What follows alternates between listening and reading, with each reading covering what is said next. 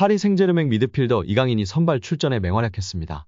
PSG는 10일 프랑스 파리 파르크 대 프랭스에서 열린 랭스와의 리그앙 25라운드 맞대결 경기에서 2대2 무승부를 거뒀습니다. PSG는 이날 경기 무승부로 2위 브레스트와의 격차를 10점 차로 유지했습니다. 랭스는 리그 9위에서 순위를 끌어올리지 못했습니다. 홈팀 PSG는 4-3-3 포메이션으로 나섰습니다. 브래들리 바르콜라, 곤살로 하무스, 이강인이 최전방을 구성하고 중원은 카를로스 솔레르, 워렌 자이르 에메리, 마누엘 우가르테가 나섰다. 포백은 리카 에르난데스, 루카스 베랄두, 다닐로 페레이라, 아슈라프 하키미가 구성했다. 골문은 케일러 나바스가 지켰습니다. 원정팀 랭스도 4-3-3 포메이션으로 맞섰습니다. 스리톱은 모하메드 다라미, 우마르 디아키테, 이토 주냐가 나섰다.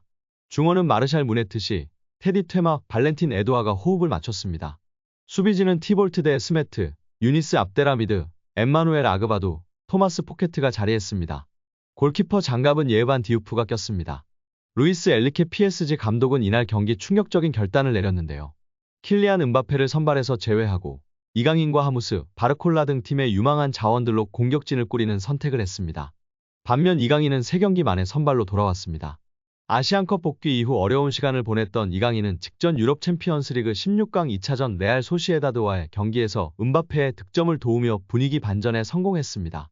이강인의 이날 선발 출전이 더 의미 있는 이유는 이번 랭스전에서 PSG 선수들이 한글 유니폼을 입고 출전하기 때문입니다. 이미 지난 르아브르와의 경기에서도 한글 유니폼을 입고 이강인이 선발 출장한 적이 있습니다. 경기는 초반부터 PSG가 기세를 잡기 위해 노력했습니다. 전반 5분 이강인이 올린 날카로운 크로스를 다닐루가 머리로 마무리했으나 골대 옆으로 흐르고 말았습니다. PSG는 어이없는 실수로 선제 실점을 허용했습니다.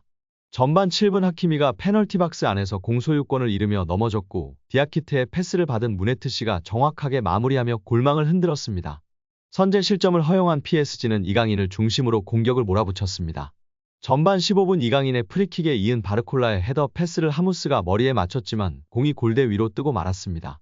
다행히 PSG는 이른 시간에 동점골을 성공시키며 경기 균형을 맞췄습니다. 전반 17분 하무스가 코너킥 상황에서 올라온 공을 건드렸는데 공이 압디라미드를 맞고 그대로 랭스 골문 안으로 들어갔습니다. PSG는 불과 2분 후에 경기를 뒤집었습니다. 이강인의 발끝에서 시작된 역전 득점이었습니다.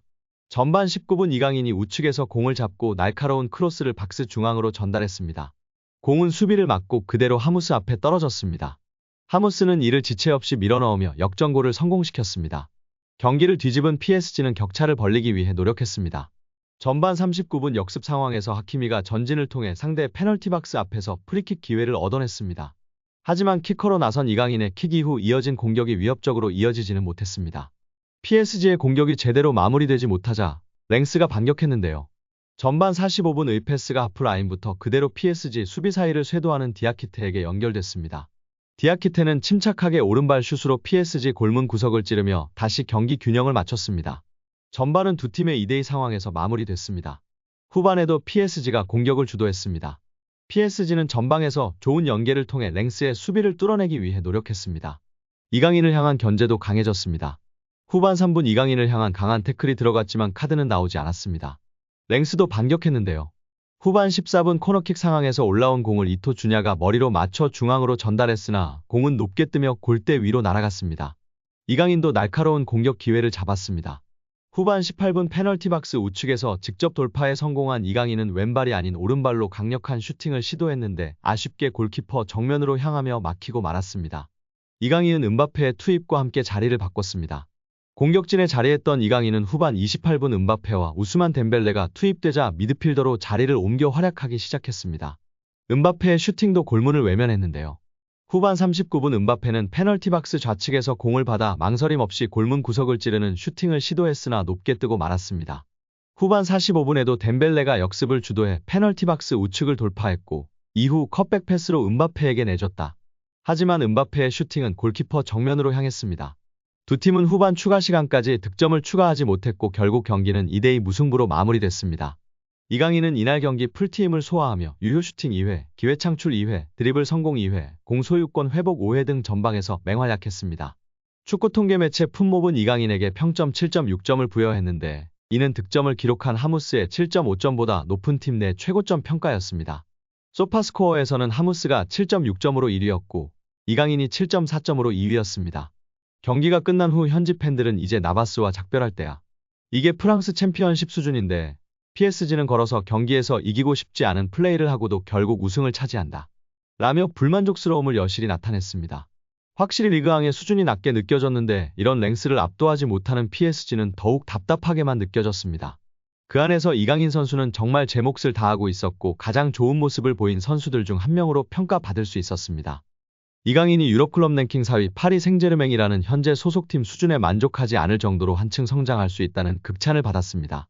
스페인 일간지 디아리오 아스는 1월 31일 프랑스 PSG는 네이마르와 리오넬 메시를 떠나보낸 대신 이강인한테 2200만 유로 약 318억 원을 투자했다. 그러나 이강인은 여기서 만족하지 않고 한 단계 더 도약하기를 열망한다며 보도했습니다. 스페인 4대 스포츠 신문 중 하나인 디아리오 아스는 당장은 아닐지라도 때가 되면 더 나은 팀에 합류할 만큼 발전할 것이라 짐작하는 관계자가 있다며 소개했는데요. 현재 유럽축구연맹 클럽 랭킹 1에서 3위는 맨체스터 시티, 바이에른 뮌헨, 레알 마드리드입니다. 디아리오 아스는 이강인이 PSG를 전성기 마지막 팀으로 여기고 계속 남을 가능성에 베팅하는 것은 도박이다. 킬리안 음바페가 2024년 여름 이적 시장을 통해 떠난다면 또 다른 거대한 축구 선수가 필요한 이유라고 분석했습니다. 이강인은 2011년 발렌시아 유소년팀 입단을 시작으로 2021에서 2023년 마요르카까지 10에서 22살을 유럽축구연맹 리그랭킹 1에서 2위 스페인에서 보냈습니다. 지난 시즌 마요르카에서는 유럽 5대 리그를 통틀어 네 번째로 많은 드리블 성공을 기록했습니다. 이강인은 지난 시즌 스페인 1부 리그에서 돌파 성공 횟수 2위, 드리블 유효 비율 5위였으며 현재 프랑스 리그에서는 경기당 승점 획득 2위, 90분당 도움 기대값 7위인 상황입니다. 지난 이강인 선수의 탁구 게이트 이후 다시금 탁구팀 멤버 중 서령우 선수가 축구 팬들 입에서 나오고 있는데요. 최근 울산현대의 다큐 영상 속 서령우 선수의 행동이 재조명되며 화제가 되고 있기 때문입니다. 이 영상의 댓글은 4,000개가 달리며 난리가 난 상황인데요. 자세한 내용 살펴보겠습니다. 선후배 축구선수 간 대화가 눈길을 끌고 있습니다. 바로 K리그 울산의 박주영과 서령우입니다. 지난해 10월쯤 울산 공식 유튜브 채널에서는 울산현대 축구단 다큐 푸른 파도 2023이라는 주제로 짧은 쇼츠 영상을 올렸습니다. 1분 영상에는 박주영과 서령우가 경기 중간에 울산 유니폼을 입은 채 말을 주고 받는 모습이 담겼습니다. 아마도 연습 경기로 보입니다. 두 사람의 표정은 진지한데요.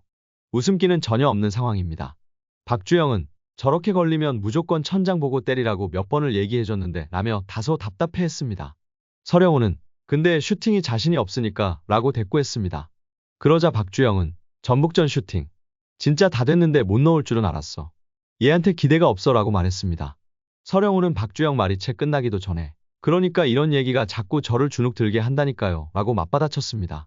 박주영은 운동장을 손가락으로 가리키며 근데 그대로 돼서 플레이 얘기한 대로 됐잖아. 근데 결국은 뭐야? 마무리라고 지적했습니다. 서령우는 또 아니 그러니까 그래도 잘했다 하면 좋은데 라고 했고 박주영은 아니야 형 그렇게 거짓말 못해. 거기서만 잘하면 뭐 할 거야. 크로스랑 슈팅이 똥인데 라고 목소리를 높였습니다. 이때 서령우는 손사래를 치며 강한 어조로 형 이런 얘기 안 된다니까요. 똥인데 뭐 이런 거 안 된다니까요 라더니 알겠어 오케이 안 된다니까요 라고 말했습니다. 박주영은 때려봐 라고 했는데 서령우는 박주영 발언 중간에 똥 이런 거 안 된다니까 라고 다시 한번 말했습니다. 박주영은 아랑곳하지 않고 근데 네가 딱 때리면 알아. 때리는 순간 이라며 설명을 이어갔습니다. 그런데 서령우는 박주영이 이 말을 하는 와중에도 카메라를 향해 맨날 똥이래 잘해도 잘했다 안 하고 라며 서운함을 표출했습니다. 옆에서는 박주영이 계속 근데 너는 딱 때려보면 이제 다 때릴 거야. 안 줘서 문제가 되지 라고 조언을 이어갔습니다. 서령우는 그런 박주영을 아무 말 없이 응시하며 허리에 손을 얹었습니다. 그러더니 오케이 오케이 라고 내뱉었습니다. 영상은 여기서 끝이 났는데요. 해당 영상에는 무려 4,000개 이상의 댓글이 달리며 화제가 되고 있습니다. 댓글에는 선배가 가르쳐주는데 태도 봐라. 끝까지 이겨먹으려고 하네. 아무리 막역한 사이라도 최소한 선배가 말하면 받아들이고 수긍하는 예의가 있어야 합니다. 등 지적이 적지 않았습니다. 반대로 서로 그만큼 편한 사이라 자유롭게 말하는 걸 너무 진지하게 보지 말자는 의견도 있었습니다. 이 영상이 주목받은 이유는 서령우가 일명 이강인 탁구팀이었기 때문에 다시금 주목받고 있는 것 같습니다.